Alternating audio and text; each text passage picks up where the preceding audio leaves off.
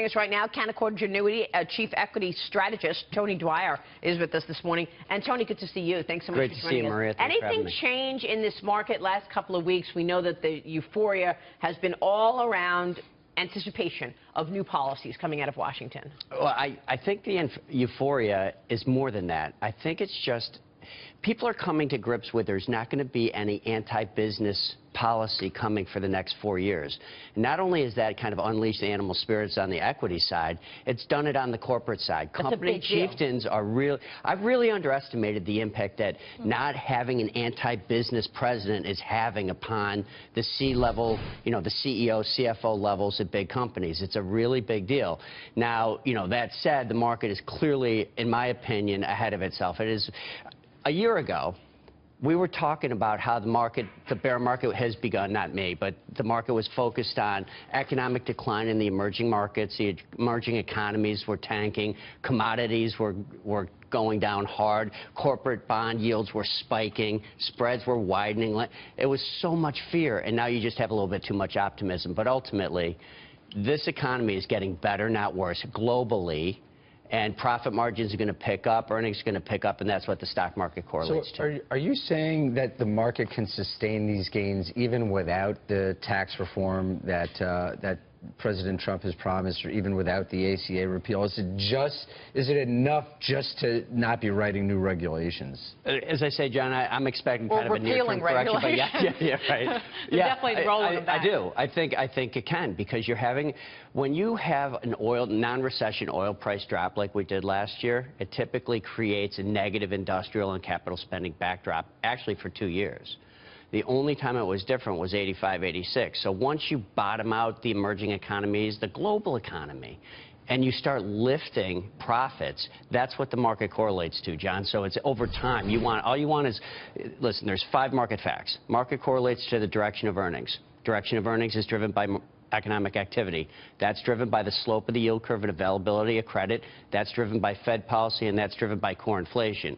So unless you're going to argue with me we're going to have a major inflation spike, you're not going to invert the yield curve, and until you invert the yield curve, you're not going into a recession. That's years away. We keep talking about tax reform and tax cuts and the need to move on that, and we should point out that there are individual tax cuts for wealthier Americans in this repeal and replace bill from the GOP. For wealthier Americans, it gets rid of the 3.8% tax on investment income. It's a big deal. Which is a big deal. And it's a 0.9% or 0.9% tax on wages. Those are gone. Now, those are for wealthier Americans, but nevertheless, tax cut. But that also hits small business. That's why there's not going to be a single Democrat signing on to this. But that also hits small business, right? I mean, this encompasses small business, which was the reason for the 49ers. And you get rid of the mandate. You get rid of the mandate as well. So even businesses, you get rid of the incentive to have 49 employees. Right. Because you can have 52 now, and you don't have to provide health insurance for your employees. That's a big deal. But by the way, the Democrats are pushing back against it because it's a Republican plan. It's not. Right. It has nothing to do with the detail in it. Right. But the idea of regulations going away, Tony, and the idea that you are going to impact wealthy individuals and small business by the rollback of these taxes that Dagan's referring to, that certainly has to unleash some new business activity. I can only we do this thing where we assume how people are going to act. I'll tell you how I act. I'm a lot more comfortable that I am not going to get new taxes. What shut down my spending and my household spending was the fiscal cliff. I knew I was going to get slammed with new taxes, whether it's from the Obamacare plan, the ACA Act, or from other areas.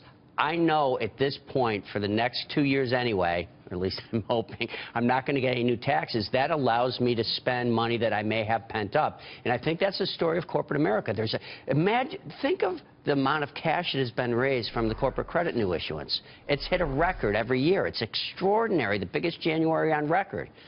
But that Tony, cash is sitting somewhere. What about the threat, though, of tariffs or a trade war or a border tax? How does that affect the C-suite?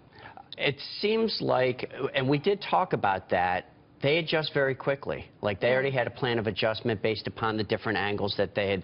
It's not like this is hitting them in the side of the head. Right. They've got a plan.